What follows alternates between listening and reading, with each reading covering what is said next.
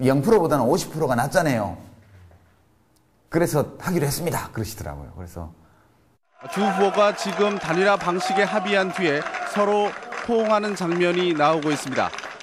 정치에 관한 한 현실적 타협을 거부해왔던 노무현의 행보에 있어 후보 단일화는 절박하고도 파격적인 선택이었다. 후보님께 속상한 말씀을 드렸어요. 오랫동안 수절했던 어머님이 재취하시는 것처럼 기분이 정말 언짢다고 나는 막 그랬어요. 그 단일화 합의하는 것도 억울해 죽겠는데 어떻게 그 로브샷까지 하십니까 내가. 갑자기 감아서 감겼어 그러시더라고요. 더구나 여론조사에서 정몽준 후보에게 밀리고 있던 상황. 단일화는 승리를 장담할 수 없는 위험한 승부였다. 언론 발표는 한 5분 전쯤 대통령을 통해서 들었어요. 집에서 있는데 대통령이 전화 와가지고 제가 이긴 것 같습니다. 고맙습니다. 그 얘기를 하더라고요. 노무현 후보가 단일 후보로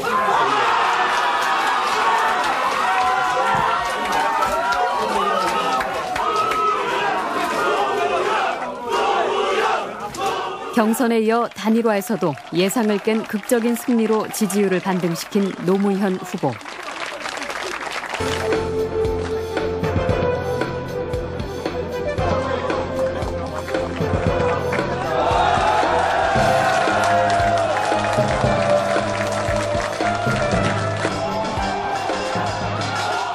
그 여세를 몰아 대한민국 16대 대통령에 당선된다.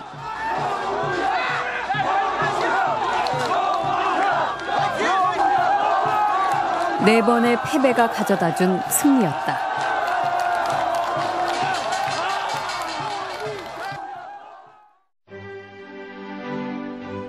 (2003년 2월) 새 대통령을 맞으며 청와대도 이전과는 다른 모습으로 바뀌기 시작했다. 청와대 경내가 저희가 처음 갔을 때는 그 지위에 따라서 그 갈 수 있는 공간이 한정돼 있었습니다. 한 3단계, 4단계로 나눠져서 대통령께서는 처음에 들어가자마자 그걸 다 없애버리셨습니다. 없앴고 일단 청와대 내에 근무하는 사람이라면 똑같이 어디든지 관저 내부를 빼고는 전부 다닐 수 있도록. 노 대통령의 참여정부는 특권 없는 사회, 원칙과 상식이 통하는 깨끗한 사회를 기치로 내걸었다.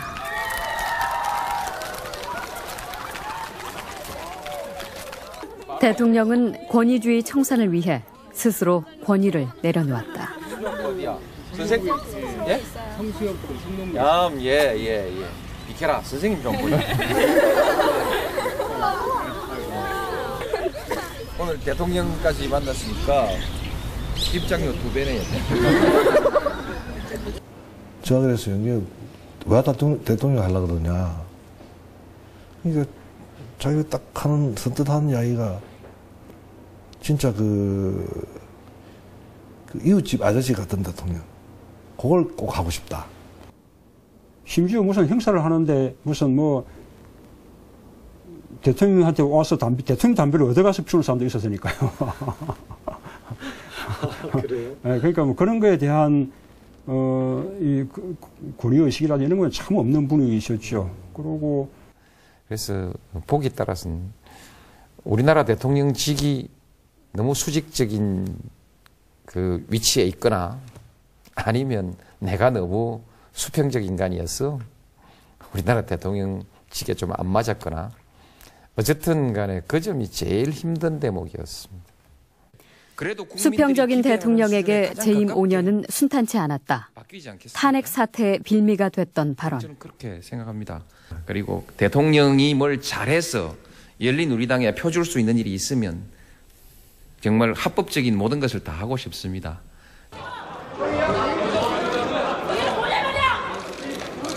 선거법 중립 의무를 어겼다는 야권의 비난 등이 빗발치며 대통령의 탄핵 소추안이 국회에서 발의됐다. 취임 1년 만의 일이었다.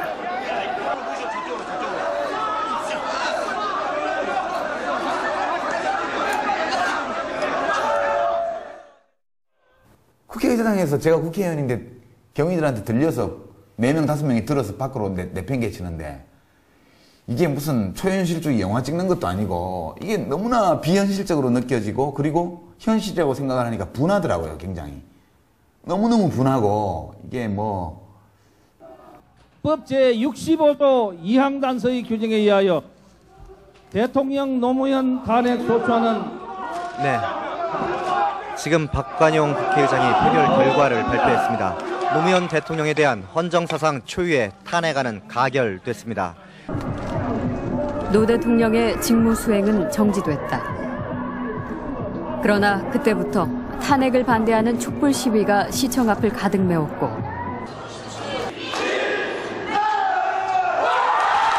탄핵 정국이 표심을 가른 총선에서 국민들은 여당의 과반 의석을 몰아줬다. 2달 후 헌법재판소에서는 탄핵 기각 판결이 내려진다. 탄핵 결정에 필요한 재판관은 정족수에 이르지 못하였으므로 이를 기각하기로 하여 주문과 같이 결정한다.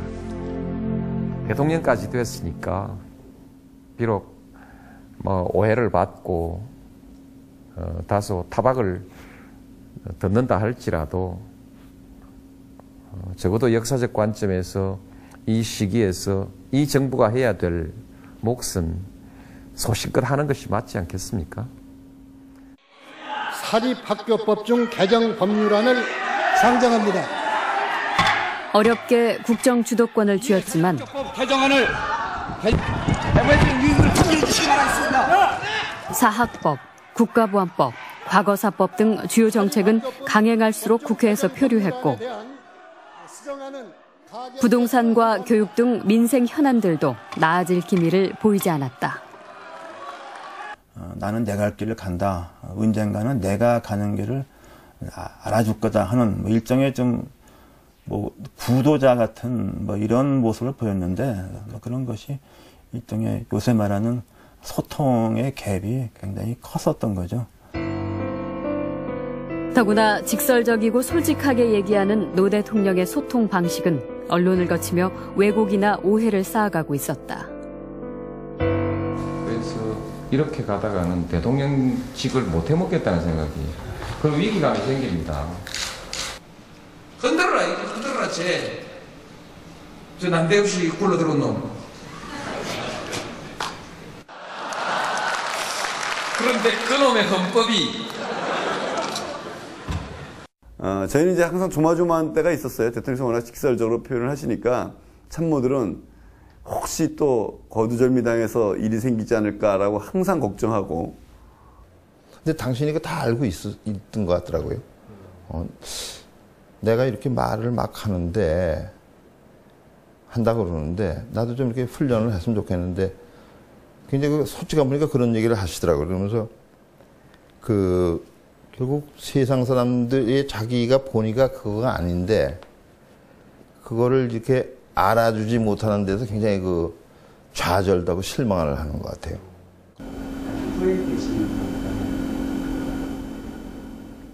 뭐 별로 없습니다.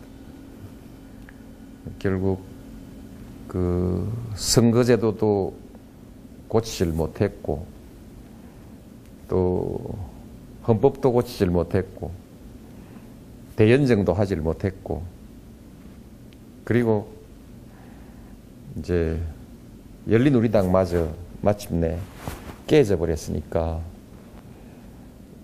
내가 가장 중요하게 생각했던 정치적 목표를 이루지를 못한 것이죠. 그 점에 대해서 저는 숨기지 않고 좌절이라고 얘기를 합니다. 좌절했다. 퇴임을 2달여 앞둔 어느 날. 야, 이리로 바로 가라고. 야, 햇살이 아침에 새별이 있어.